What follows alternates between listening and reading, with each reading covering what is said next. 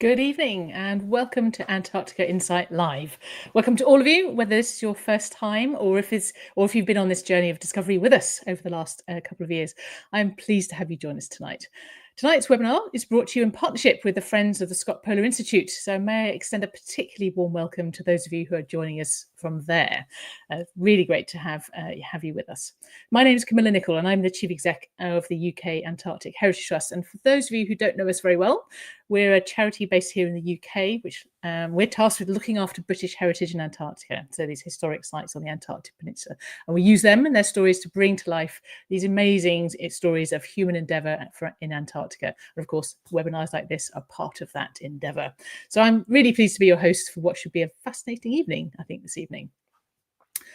So we're going to cast our eyes really to the creative. So Antarctica is a place experienced by relatively few people and yet inspires so many more. I suppose it's a place like no other, and yet we can all imagine it. And whether we've been or not, and it is a place that is kind of rich in stories, rich in history. There are fables and tales of extraordinary human endeavour, but also the landscape and the place. And it is brought to life on our screens by the great works of wildlife and documentary filmmakers. And these are what familiarise us with the landscape and the wildlife and the perils that we see in Antarctica. But I suppose if we want to know how it feels or what it means, then I suppose we must return to the arts to make Antarctica vivid. I think Antarctica has inspired great films, great artworks, music and writing across the decades, throughout the whole human history. And we're going to explore some of that tonight. So really, we're going to be looking at Antarctica through different eyes, and it's really about how Antarctica has been a creative inspiration and how that has influenced three very different artists. So tonight I have with me a writer, a musician and a painter, all of whom have felt the creative power of Antarctica and used their own medium to share it with a wider audience and make it real for more of us. So I'm really pleased to welcome Steve Garrett, who is a geologist, composer and guitarist, who has used his experiences as a scientist with the British Antarctic Survey in the 1980s to create new music and brings together music, science, imagery to explore ice and climate and the human experience in Antarctica. So really interesting creative practice. He's also the chair of the Friends of the Scott Polar Research Institute, which of course notably runs a very successful artist in residence programme, taking artists to Antarctica with the Royal Navy, about which more very soon. We also have with us tonight Katie Hale, who's an acclaimed novelist and poet with a fascination for the relationship between people and place. She is a multi-award winner and has been a writer in residence across 3 continents. So her writing brings to life her vivid experiences and creates these extraordinary stories within these places. And her latest novel, The Edge of Solitude, is an exploration of when commitments to family and planet come into collision, and is very much set in Antarctica. We look forward to hearing more about that shortly. And lastly, but not least, of course, we have Polly Townsend, visual artist with an international reputation, whose paintings have been exhibited across the world, and many of which explore her response to some of the most remote and hostile regions of the world, where she's spent much of her life and much of her time. She was artist in residence with the Friends of the Scott Polar, visiting Antarctica with the Royal Navy in 2023, and the results of which have been exhibited to great acclaim since her return. And we're very much looking forward to seeing some of those this evening. So welcome to you all. It's wonderful to have you with us. So, Steve, we're going to start with you. Do you want to tell us a little, because we're doing this in partnership with the Friends of SPRI tonight, I'm interested in, could you tell us a little bit about the Friends of Scott Polar Research Institute and in particular your artist residence programme? Yeah, so the Scott Polar Research Institute is part of the University of Cambridge, and it was set up in 1920, honouring Scott and his colleagues who perished on their way back from the pole. And since 1946, there's been an association of friends group who support Scott Polar. And in its current incarnation, we have our own community for events and voyages, and we support through fundraising to support the Institute. But the topic of today is the third strand is really around creativity, supporting creativity through the Artist and Musician in Residence programme. And that's been going for about 15 years. We've had 15 artists. Hopefully you'll see a picture of those in a minute. There they are. Polly's the most recent of the artists. The artists have been both to the Arctic and to the Antarctic. And some of you may recognise Daphne Scott as one of the former artists in residence.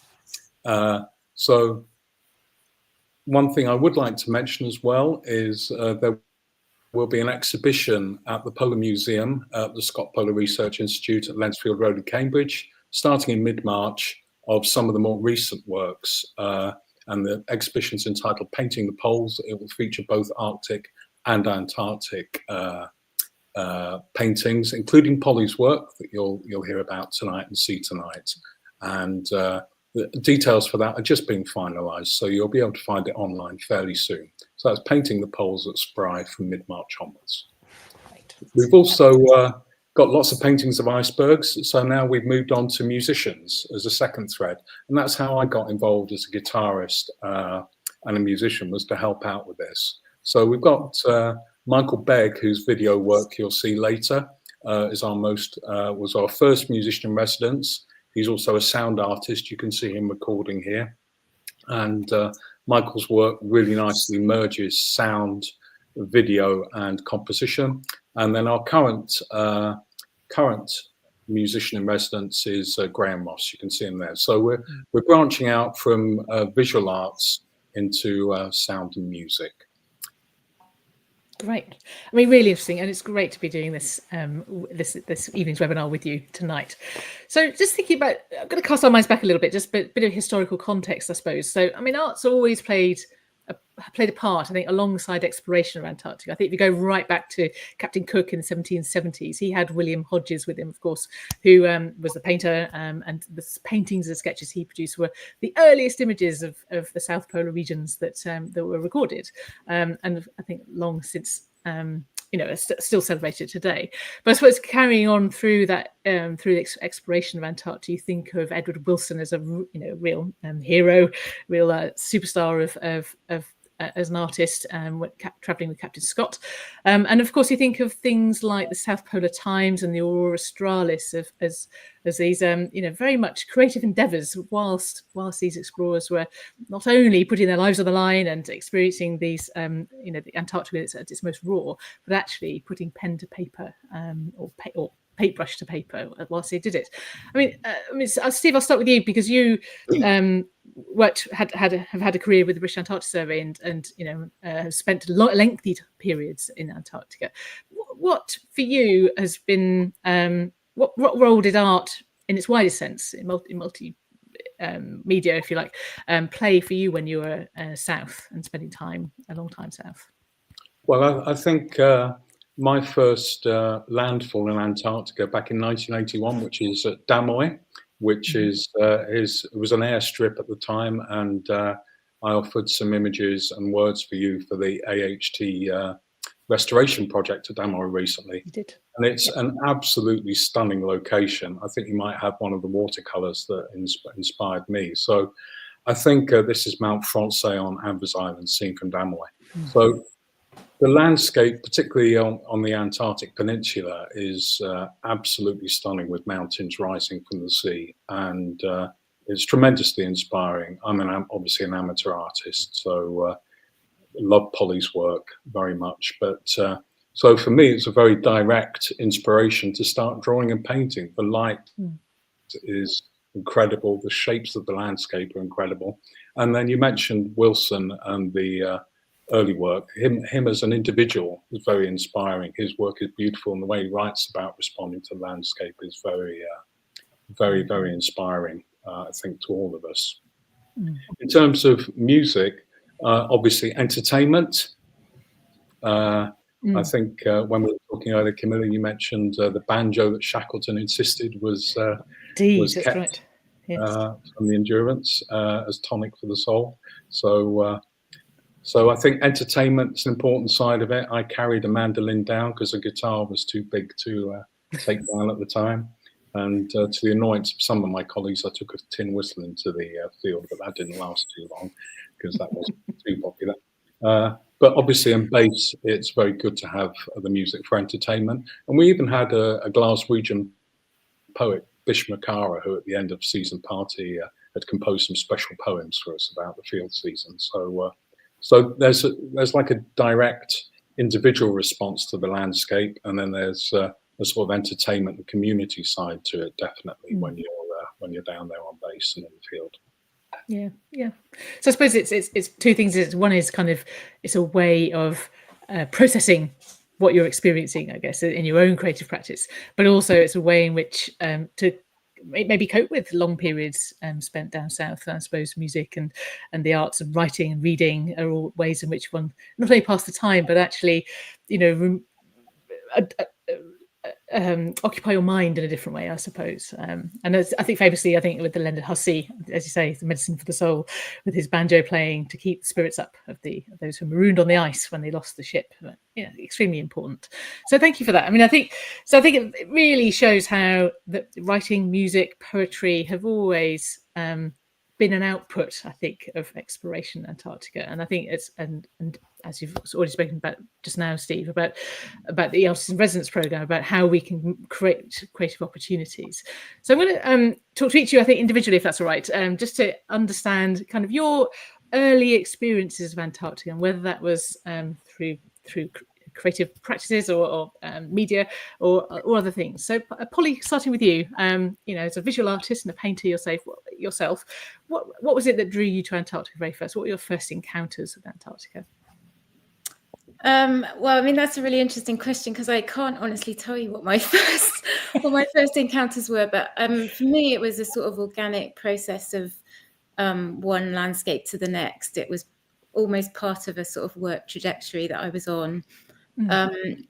If I really had to put a finger on it, it probably would have been a nature documentary on television or something like that. That was my first proper encounter. And to be honest, probably my reaction was, God, that looks hellish. Who the heck would go there?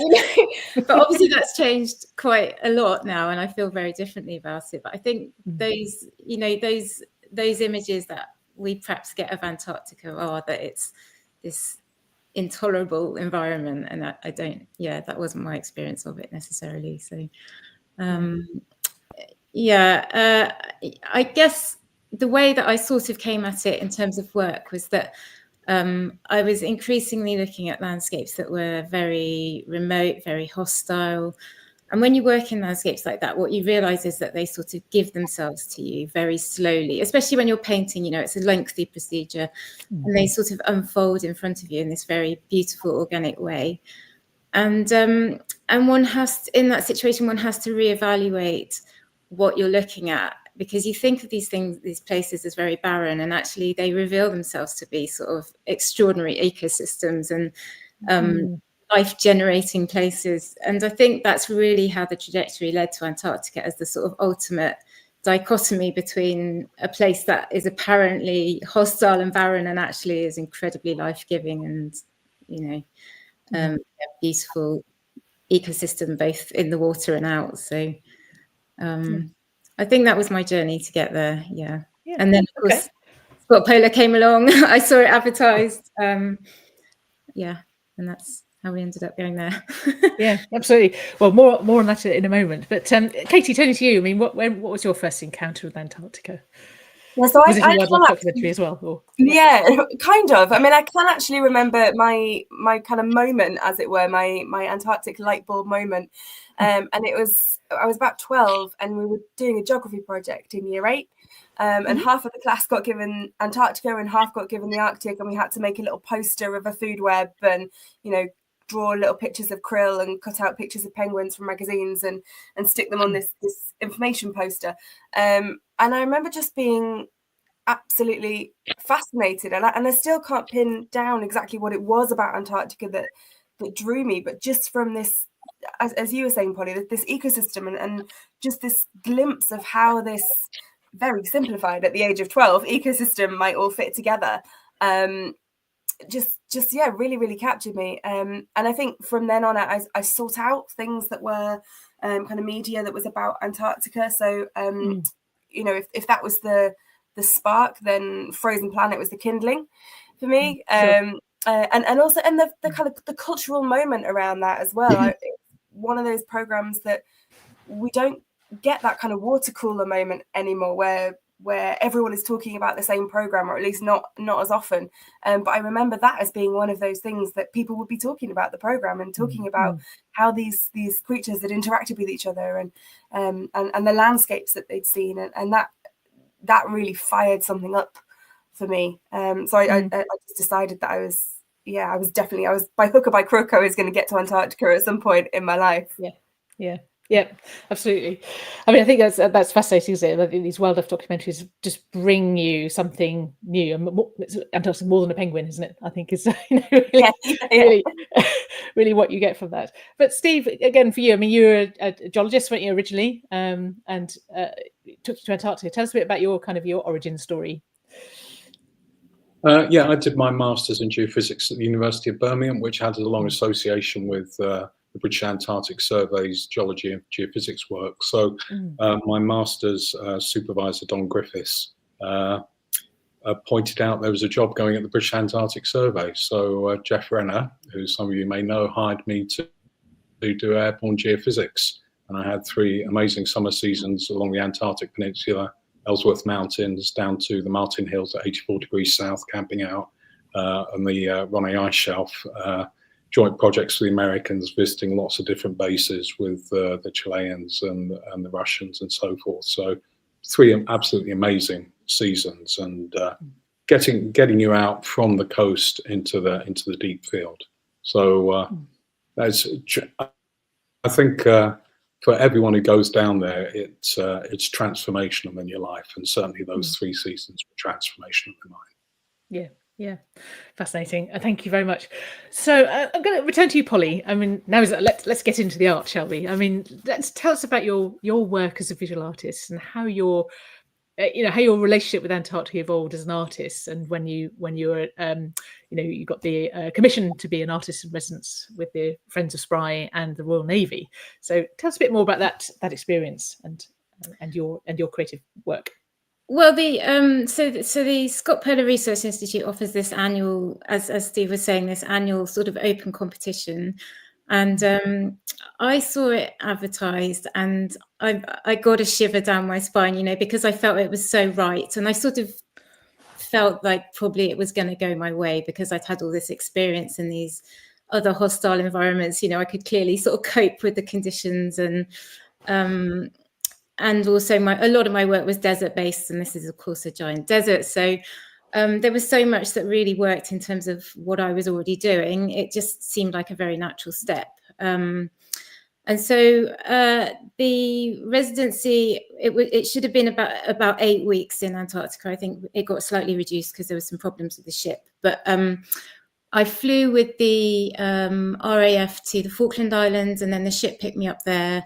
And then we crossed the Drake's Passage, which, as you all know, is quite a famously rough sea. And I have to say, it did live up to its reputation. So I didn't see much of that because I was quite occupied in the bathroom for most of that journey. And then we got there, and you sort of gradually enter into the sense of Antarctica. You feel the temperature dropping. You gradually start seeing ice in the water. And then you start seeing the ice, and it's a sort of beautiful immersion from that point on. We travelled, so the ship travelled down the Antarctic Peninsula. We went to Port Lockroy, Damoy Point, Rothera, Horseshoe Island, Avian Island, and at any time that they stopped, I was allowed to get off the ship and go wherever they went, essentially, which was incredibly generous of the captain to let me do that. I was also working a lot in the Crow's Nest. So the captain gave me permission to use the Crow's Nest as a studio, which is undoubtedly the best studio in the world. It's right at the top of the ship. You've got 360-degree views. It's private. There's an image there of it. It's an internal enclosed space, so you're not sort of Turner at the mast hit in the face with the weather. The weather sort of stops just a few centimeters in front of your face, which is perfect. But you really get that sense of immersion, other than the sort of temperature issues and the weather issues. The views. I mean, there's just so many beautiful things I could say about the experience of being up there. you see things like the swells of the sea coming from a long distance, and the weather coming from a long distance, and then you see how it affects the land, and then you see it go past and travel on, and it's just like you're so in it, you know. You really, I mean, I sort of got into this bubble-like state up there in the crow's nest. So this picture that's showing at the moment, these are some of the drawings that I did on site, and you can see that I'm doing it on top of the mechanics of the sort of electronic equipment up there. Apparently you can actually drive the ship from up there, but I didn't try that. But what these drawings show is in some way the complexity of what you're working with, because you're on a moving vessel. It moves about, I think, about 15 miles an hour. Someone might have to correct me if I'm wrong on that. And so the landscape's sort of slipping past all the time.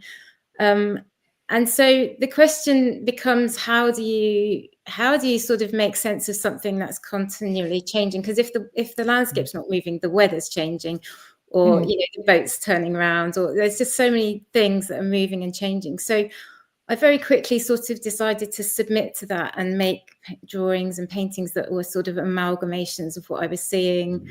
I at one point, when I first got there, I felt very attached to trying to orientate myself. You know, where's the sun? Because of course it's not where it usually is. It's in the north, things like that. So that there was a compass on the last image, and that compass became a very big point of fixation for me. Like, where am I?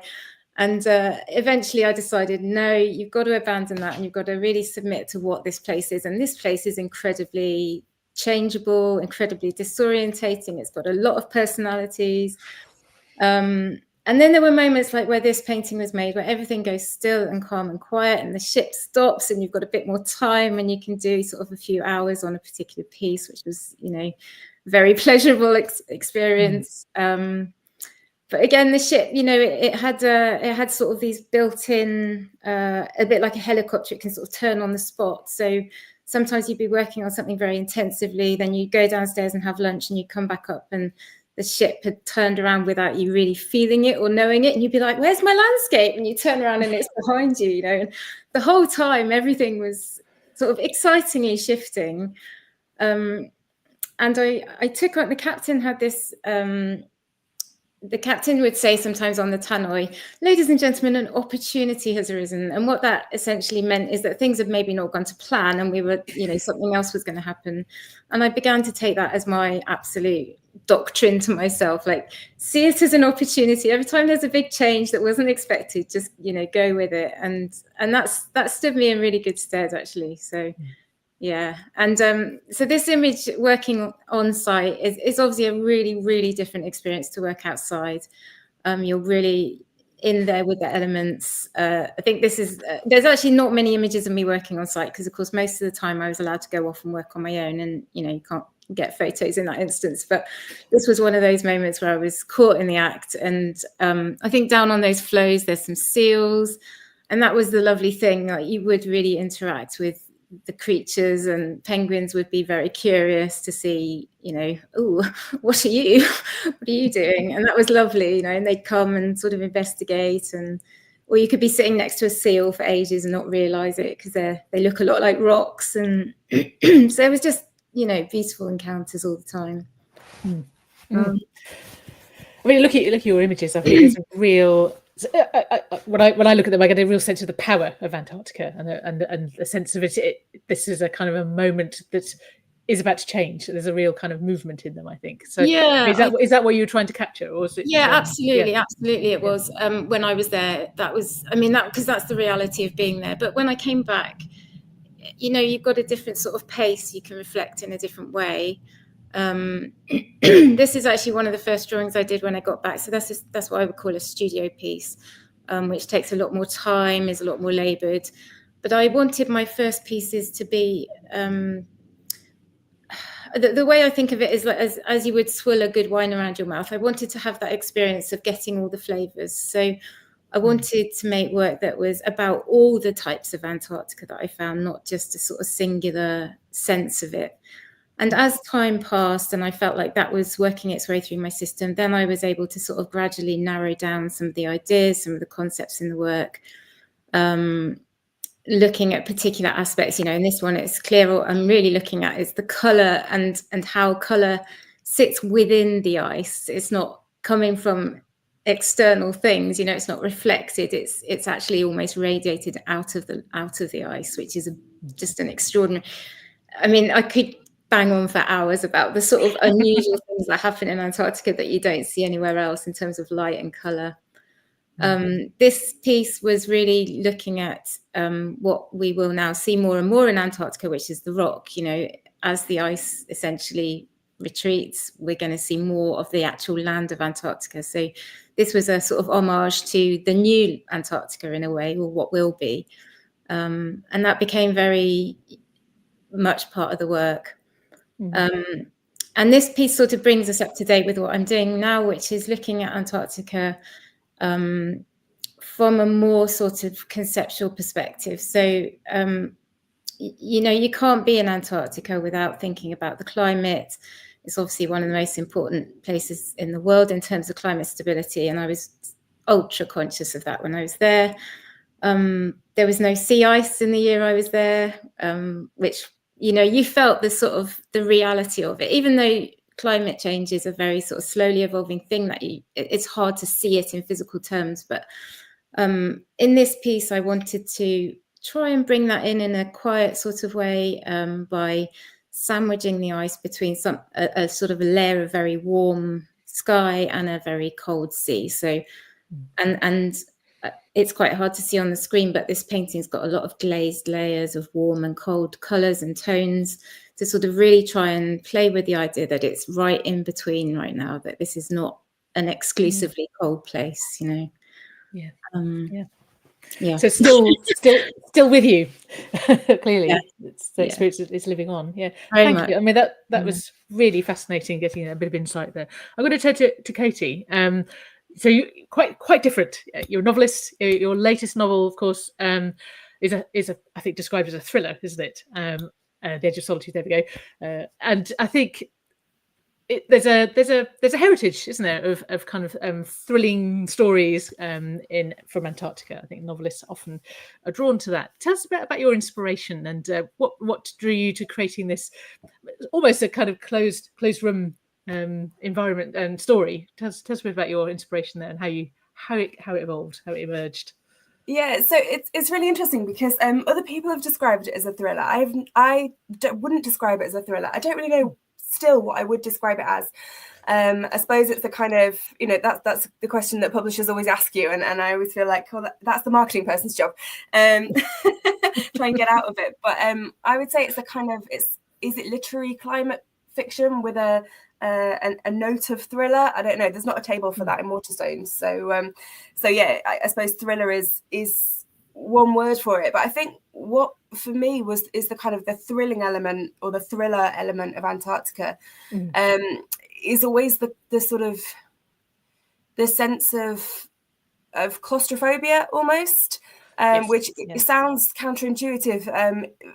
Before I'd been to Antarctica, I would never have thought of it as a claustrophobic environment, because obviously it's such a vast place. You know, you can see for miles and miles and miles.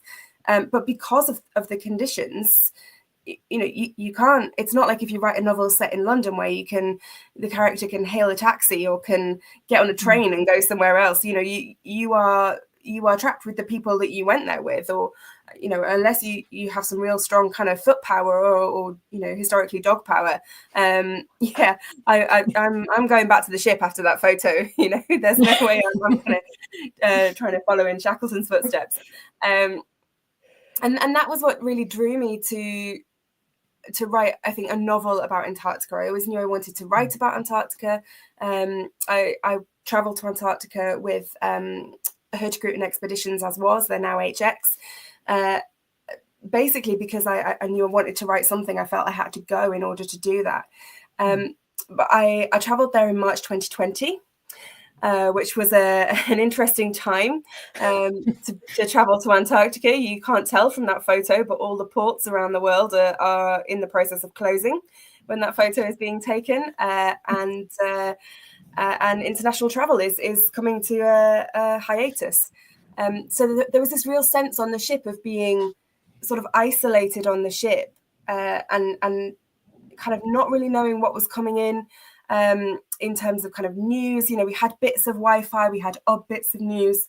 I could post to social media and I could sometimes see replies. I couldn't see anyone else's posts. And there was this real sense of not really being able to connect with the outside world, and not really being sure what was happening in the outside world really as well. So that ended up making it into the book quite a lot. So I think a lot of that thriller element comes from that attempt to connect, and that isolation, but perhaps not isolation in the way that we're used to think of Antarctica as an isolated place, but a sense of being isolated with yourself as well, and having to confront yourself and what it means to be a human, and a human body with human needs somewhere like Antarctica. Absolutely, and I think the things you've hit upon there, I think, is what we see often. I think in art deriving from it, the Antarctic experience, is that the human experience can be very small in some ways, and yet the experience of the place is so bigger, much bigger than your eyes and all your senses, aren't they? And it's that strange paradox, isn't it, between the two? I think you've got a reading for us. Is that right? Are you going to give us a short reading for your book? Yeah, sure. So I'll just give a tiny bit of context first. So Please, yeah. The Edge of Solitude is obviously set in Antarctica, and it's about a retired or perhaps disgraced environmental activist called Ivy, and she is desperate to redeem her reputation. So she joins a billionaire's Antarctic conservation program, and the novel opens with her on board his ship, which is called the Lone Star, which is a nod to Shackleton, Shackleton's final diary entry. And she's in the Beagle Channel. They're heading south towards Antarctica, and she's starting to realise how little she knows about this conservation project that she's embarking on. Great. Let's start with the whales, shall we? Humpbacks, both of them. A mother shielding her calf, drift net scars across her back, white like spider webs. There are the whales, and above them there is me. Half dizzy with too much air, I lean out over the railings as we hold our course along the darkening channel. Below the shadow of the mountains, in the oil-slick slipstream of the ship, are the whales. I watch as they follow their own breaths to the surface. Ms. Cunningham, if we start with the whales, we also have to start with the man. Stoic, metallic, giving nothing away. He does not look at the whales or the mountains or the sky lit blue and gold at the back of them. He's dressed all in black, a touch of grey peppering his temples, and so still, so indistinguishable from the painted ship, I'd already forgotten he was there. From across the water comes the ring and clatter of minerals being docked, of consumer goods being loaded in their place. Underneath them, a barrage of warning calls, echoing like the cries of frantic birds. The whole northern shore is a castle of concrete docks and sidings, jetties that bristle out into the water. Against the backdrop of blue mountains, lit drones circle the shipping containers like fireflies. I'm close enough to make out the Intutech logo plastered across the container's corrugated sides. Far enough that the dock workers are thumb smears as they dodge the swinging mechanical arms. When I was last here 50 years ago, I was told they called this place the end of the world. I'll leave it there for now. Thank you very much. I mean, amazing. It transported us. Absolutely. I mean, writing about Antarctica is something that's happened. So ever since Cook, it probably even before. What was it you were trying to capture through your writing? You've got a really strong story, that unfolds in such an incredible way. What is it you're trying to capture about? What was it about the place that was so important to the story, and what you were trying to capture? I think I suppose the coming together of the fragility of the place, and also the scale of Antarctica. There's a moment where Ivy, the central character, is talking about a photographer that she's worked with in the past, and how this photographer has always tried to put a human element in her photographs because the lens just isn't big enough. We were talking about that earlier, that photos are too small, the lens is too small to capture the hugeness of Antarctica, but that also this is a very fragile space, and it's also a place that Polly talked about climate change and climate collapse, and the fact that those two things exist at once and are quite difficult to see from something like a photograph. You look at as big a photograph as you can get, and you see vast space, and you think, how could this ever disappear? How could this ever change? And the novel really is about that balance, and also how we balance that with ourselves, within our own responsibility to the landscape. So, Ivy is an environmental activist, but she is also a very ambitious character. She's a very sort of self-driven in terms of what she wants, in terms of the relationships that she wants with people, and sometimes that comes into conflict with her activism, and sometimes even her activism, her ambitions for her activism come into conflict with what might be best for Antarctica and for the planet as a whole. And I sort of wanted to take the binary answers out of that and to look at that whole issue in its complexity, because it's something that we're all dealing with in perhaps smaller ways ourselves, and Ivy's just doing it on a much bigger stage. Absolutely. No, I mean, I'd highly recommend it to anyone. I gobbled it almost in one sitting, but it was fantastic. So, I mean, it really takes you somewhere. Right, Steve, I'm going to turn to you now. So, Katie, thank you. Steve, music. So, as a scientist turned musician, tell us a bit about your experience and why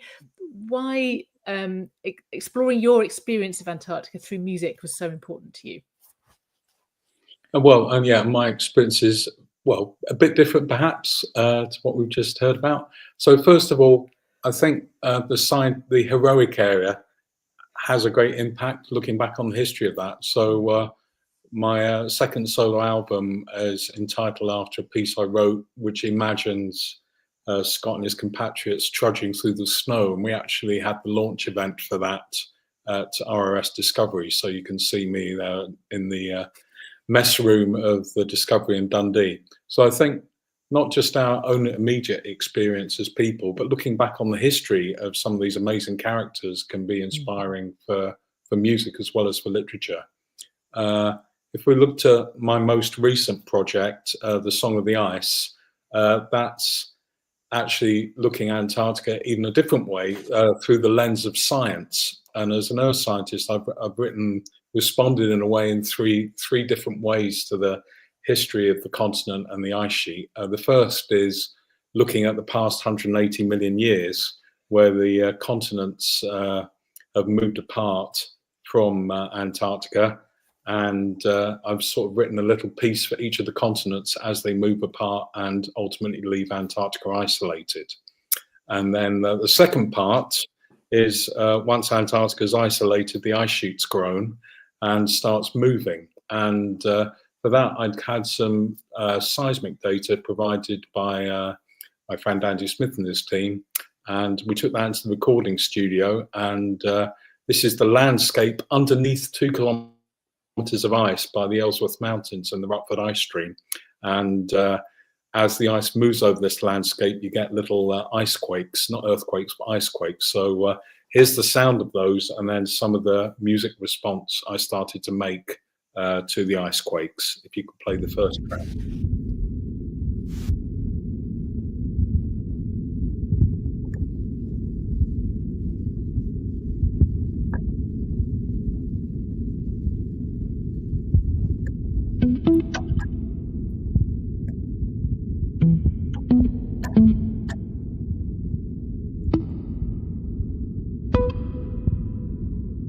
Way to sort of mimic the sound of the ice quakes, and then this developed into a bigger tune, which is perhaps a bit playful. So getting back to some of the earlier comments, we all think of Antarctica as dark, but and threatening, but actually it's very beautiful. So in the second part of the piece, I try and bring that out with some playful music as well.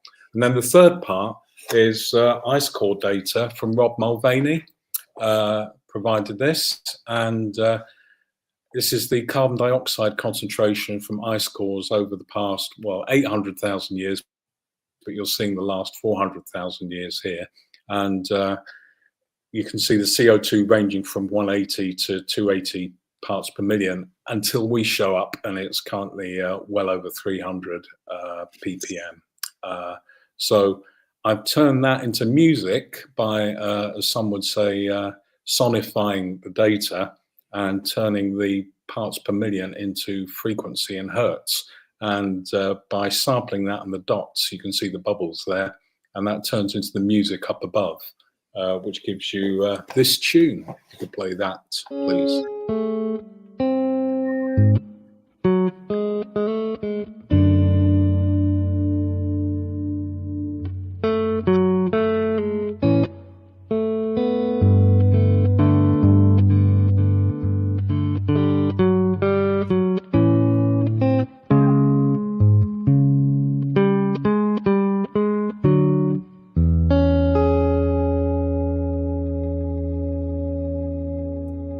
So you can hear that last note much higher, and that's representing higher carbon dioxide in recent times.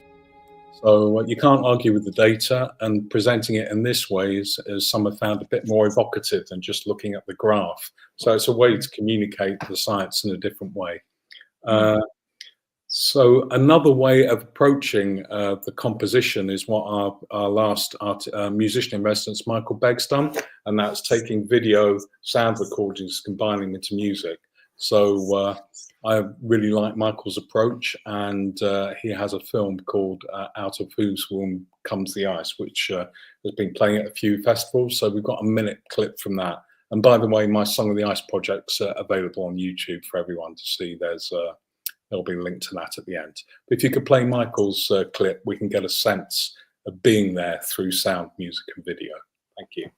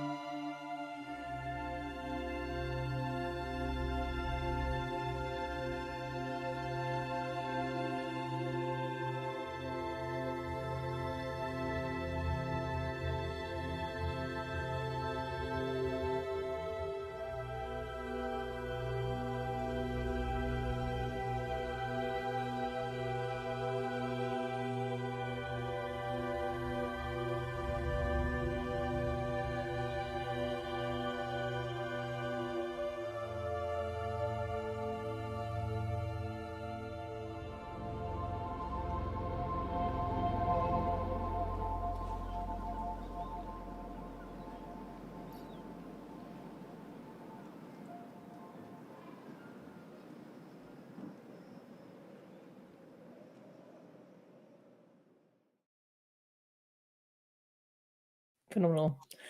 I feel transported, don't you? I mean, amazing. I can see in the comments as well. People are really, really responding to those. Thank you. I mean, for all of you, I mean, expressing Antarctica through your medium is such an important way to engage with people, isn't it? I think each of you talked about what the experience was like for you, but also the importance of communicating the bigger issues. Each of you, I mean, start with you, Polly. I mean, why is that important? Why is it important that that the artist view is going to be important in how we all think about Antarctica in the future? Well, I've always had the belief that wherever scientists go, artists should go. And I think we have a responsibility to sort of ourselves as humans. We're living, breathing, emotional creatures. We, to some degree, our own psychological survival depends on being able to dream and fantasize and imagine, and art really sort of works with that directly in a way that perhaps science and data don't, which is why it's really interesting what Steve's doing to sort of translate the data. But I think art also has a sort of epistemic value to it, and I think that has to be calculated when we think about how we form knowledge or understanding about places, how we sort of constitute knowledge, if you like. And I think art has an incredibly valuable part to play in that question of how we know a place. Yeah, thank you. And Steve, I mean, you are really taking the science and communicating it through music. And actually, music is a very emotional and visceral way to experience something, isn't it? I mean, what are you hoping to communicate there with the science that the data that you're using for that? Yeah, it's quite hard to put into words. Michael Beggar, our most recent composer in residence, he's done a lot of work of sonification of Arctic and Antarctic data. And he says there's quite an emotional response from the scientists that he works with there, is that they're witnessing change and they've not been able to process that in some way. And through the music coming from their data, it's actually had a really big emotional impact on them in some way. So that's one reason it's important. Another reason I think this is a really important topic is because the continent was empty before explorers started going down there. There's no indigenous culture. There are many indigenous cultures in the Arctic, but there's none in the Arctic. So we're in a way process of creating a culture around Antarctica, which is kind of interesting to be at the forefront of that in a way. Yeah, absolutely. And Katie, I mean, storytelling is one of the best ways to communicate, isn't it? About, if you want to try and get a point across or an issue, or bring people's attention to something, storytelling is a great way of doing that. Is that something you're wishing to pursue, or is that something you're trying to do with your writing? Yeah, absolutely. I mean, story is about character. You can have all the big questions and the big sort of issues there, and then they come into play. But ultimately, a story is about a person. It's about, as Polly was saying, it's about being a living, breathing human being and interacting in that way that is both human and animal with a place and with other people. And yeah, that's absolutely what storytelling is doing. And having that in Antarctica, I think it just heightens all of that. It heightens everything it means to be human when you go somewhere where, as Steve said, that there is no indigenous culture. It is a place that we have chosen to put ourselves, where we are not, some might say we're not supposed to be. And I think the act of storytelling then becomes not only an act of translating our own bodily experience of a place, but also an act of testimony as well. Testimony for the data and testimony of what it means to be alive at this precise moment in this world, in this particular place. Yeah. Really powerful, isn't it? I think. Okay, I'm going to ask our audience. I see a few questions that come in. So, audience, please do post your questions in the chat, and I'll put them to our amazing artists. But do we have any questions there that we can pose? 1 second.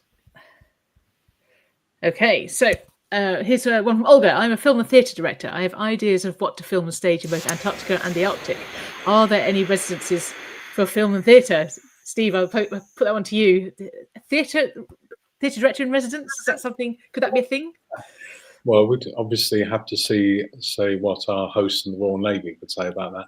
I mean, I think it's interesting, the thought of how one could combine artistic creation with other activities. So, for example, an artist in a crow's nest, you're not sort of kind of placing many demands on the logistics of the operation. Similarly, a writer, is quite potentially a solitary activity. Film, sculpture, perhaps stage, that would be quite a big issue. So kind of scoping out the logistics of that would be very important before speaking to any institute or organization that could sponsor that, because it would have a very big big impact on any logistics, as I'm sure you'll know, Camilla. There is the Arctic Circle residency, which is not specific to theatre or stage, but takes artists of all disciplines. That's a residency that runs in Svalbard on a tall ship. I was lucky enough to go 2 years ago, and it's absolutely incredible. And that is very much based around individual projects within the possibilities of the residency. But yeah, that might be one to check out if you're interested in something that does require something a bit more specific. Yeah, great. Thank you. Have we got any more? Another question I can pose. Okay, one from James. Okay, people I talked to online did not believe in climate change. How can we prove them wrong? It's the only way that we can start making changes. Okay, you've all touched on this this evening, haven't you? Who wants to go first on that one? Well, I'll go first. That last graph I showed from Rob Mulvaney of the CO2 and how radically it's changed in the past few years. You can't argue with the data. And I once saw a video clip of Professor Brian Cox arguing climate change skeptics and waving that graph and saying, this is the graph. You can't argue with the data. So the data, particularly from the ice cores, is incontrovertible. I think another thing is witness to change. I was fortunate enough to go back down a year ago with a 40-year gap. So I could see a lot more rain, a lot more whales, a lot more sea lions. So fur seals. Sorry. So there was some benefit to the wildlife, but you could see also a lot more moss and a lot of change in the coastal regions. So people who can witness change, I think, helps, and you can't argue with the data. Mm. Yeah, if I could just expand on that a little bit, the interesting history of art in places like Antarctica is that visual artists were going there before photographers, and there's a lot of data that can be ascertained from original drawings done of glaciers and things like that from a very long period ago, and you can really see the huge differences and from art, which is fabulous. It's very visual. Yeah. I think also it's about where we put our energies, isn't it? Because, ultimately there are some people that you can argue with and are not willing to see to change their viewpoint. I actually had that very conversation with somebody in Antarctica, of all places, who was complaining that it was raining when we were in Antarctica, and also did not believe in climate change. And ultimately I just thought, actually, I could be expending my energy much better here. Than trying to, you're never going to change your mind. I could bring you all the data. And ultimately it just felt like, actually, what I have to do now is to tell the stories that I want to tell. And if they change some people's minds, then that's brilliant. But, there's, you can't change everyone's mind. And I wish we could, but. It's true. Yeah, but I suppose art is the way in which we can. It's an influencer as well, isn't it? It's a way of creating a context and an environment and a feeling, which hopefully will influence some people at least. Okay, a question for Polly: have you ever encountered any difficulties with your materials, i.e., paint, in the Antarctic climate? Have you had to modify the way you work as a result of technical difficulties? Did your paint dry at all? Well, that's a great question, because of course. Yeah, I did an awful lot of preparation before I went. A huge amount of poking around on the internet to try and find what other people's experiences of paint were in Antarctica. But then, of course, you learn more on site. But there were certain things. I was really preparing for the worst and hoping for the best. So I went to sort of extreme measures in terms of making sure that the paint would stay pliable. So I took oil paints, it's my primary medium. I took other paints as well, but really that's where my heart is. So I took those, and I wasn't 100% sure how they were going to react, but I did. I arranged to spend a day in a supermarket walk-in freezer to test things out before I went to sort of see.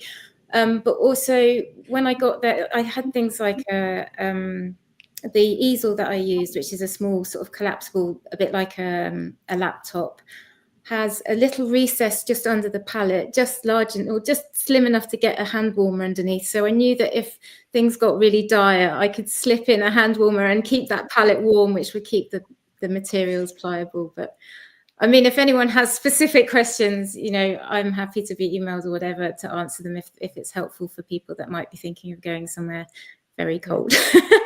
Certainly interesting. We cope with, I think, things like glue and paint and there's another great insight is with watercolors. If you're planning on using watercolors and you're worried about your water freezing, you can add a bit of vodka to the water and it just keeps it liquid for longer. So top tip, carry a bottle of vodka. Yeah, useful duty free. Absolutely. Excellent. Have we another question? Here we go. One from Amanda. What about poetry? Could there be an Antarctic poet laureate? Now, Katie, you're a poet also, aren't you? Yeah. I would love there to be an Antarctic poet laureate, and you know, if anyone would like to interview me for the job, I am absolutely willing to apply for it. There used to be a writer in residence program run by the British Antarctic Survey, and that was always one of my bucket list jobs that I wanted, and I think it finished something like the year that I graduated university, so I was never eligible to apply for it.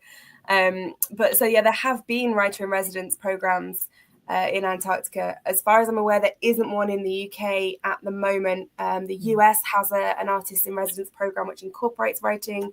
I think Australia the same, but as far as I'm aware, there isn't one, an official one at the moment in the UK. But I would love it if there were.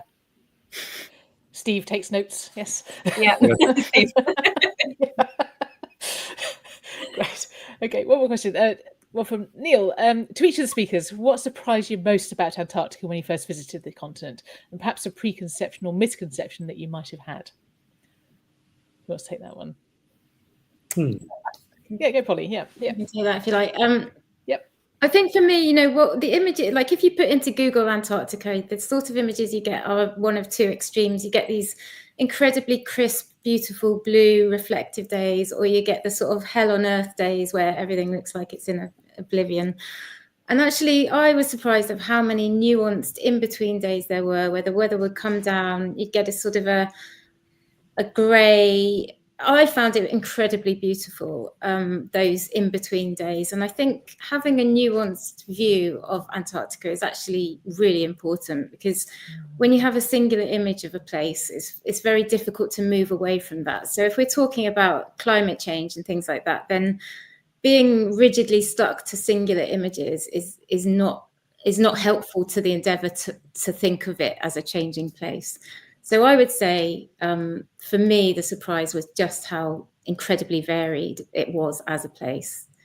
I mean, there's so many paradoxes about Antarctica. I could go on all day about it, but I think, you know, bringing paradox in a very realistic way is a good thing to do for Antarctica. Yeah, I agree. Katie, what do you think? Yeah, so for me, I did go for the penguins. I won't lie. Like it was penguins and icebergs were sort of on my bucket list. And actually, what really fascinated me was how interested I became in the geopolitics of Antarctica and the kind of global agreement that keeps Antarctica as the place that it is for science and for discovery. And I didn't expect to have that interest. I thought I was interested in it because it was a place where humans weren't, and actually what interested me was the fact that it is a place that is so dependent on human cooperation and human goodwill for ourselves, for the planet, for the place, and that really fascinated me and terrified me, but also gives me hope, I think, as well. Yeah, understood. Yeah. And Steve, what about you? What myths were exploded when you went? I think I was expecting it to be a lot colder and more rugged than it really was. I mean, I live in northeast Scotland, and yes, I have to dress pretty much as one would have to on the Antarctic Peninsula up here sometimes. So I think there's again, getting back to the myth of how dark and terrible and forbidding it is. It's actually, if you're dressed properly and you know how to stay out of the bad weather and not try and travel when the weather's bad, then it's actually quite, I'm not sure benign's quite the right word, but you can coexist very, very peaceably with it. Okay, great. Well, our hour is almost up. So we put some links in the chat. My colleagues have been working hard to make sure that each of your outputs are available, and links are there so that people can read, view and listen.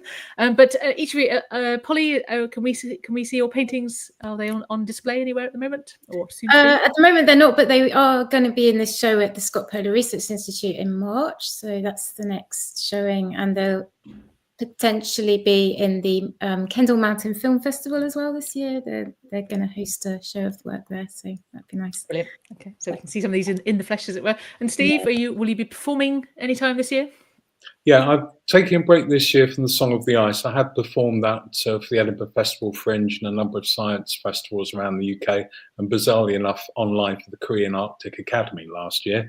But I'm just taking a break to revise the show and update it a little bit, and I hope to go back to the Edinburgh Festival Fringe next year with that. Excellent. But we can download and stream and purchase CDs. Yeah. Yes, it's available on my YouTube channel. Yeah, thank you. Wonderful, brilliant. And Katie, will you be doing readings or anything? How can we indulge? Absolutely, yeah. I mean, the book is available from anywhere that you would normally buy books. And if you would like to hear me talk in more depth about the book, I've actually got 2 events coming up. If you're in the north of England, one is in Cumbria this coming week, and the other one is in Newcastle in March. So do check those out, and follow me on social media for further events further afield as well. Fantastic. Well, all three of you, thank you so much for this evening. This is probably the fastest hour I think I've experienced. It's so fascinating. It's zoomed by, but it'll be wonderful to get your insights and actually just to hear a different perspective on this amazing place that we all feel so passionately about. So thank you so much, all of you, for your contributions today. And I urge everybody listening to go and check out all the links that we put in the chat. Download, listen, stream, read, all of it. Go and view. Definitely do that. Lots of other Antarctic art to explore. So Edward Wilson, the paintings of Hodges. There's lots of things you can get involved with and look out for. So we'll be posting those on our social media channels as well. Heretofore. And a quick plug also, if you like Antarctic art, we've got a few calendars left, I think, in our online store. So please do buy those. Our next webinar is going to be on the 6th of March, and this is Trailblazing Polar Women. So this is in celebration of International Women's Day, and we've got some extraordinary female polar leaders are going to be speaking to us then, led by amazing Sophie Montagna, who's our head of operations and in-house Antarctic explorer. So we're very much looking forward to that. But in the meantime, thank you so much for everybody listening. Thank you so much to the three of you for contributing tonight. It's really important that we continue with our support. If you haven't already supported our work here at UKHG, please join up, sign up as a member. Equally, our partner tonight is the Friends of Scott Polar Institute, so do check out their website too and see how you can get involved there. But the work we each do to help people engage with Antarctica, understand Antarctica, and help us protect Antarctica is vital. So we thank you very much for your support.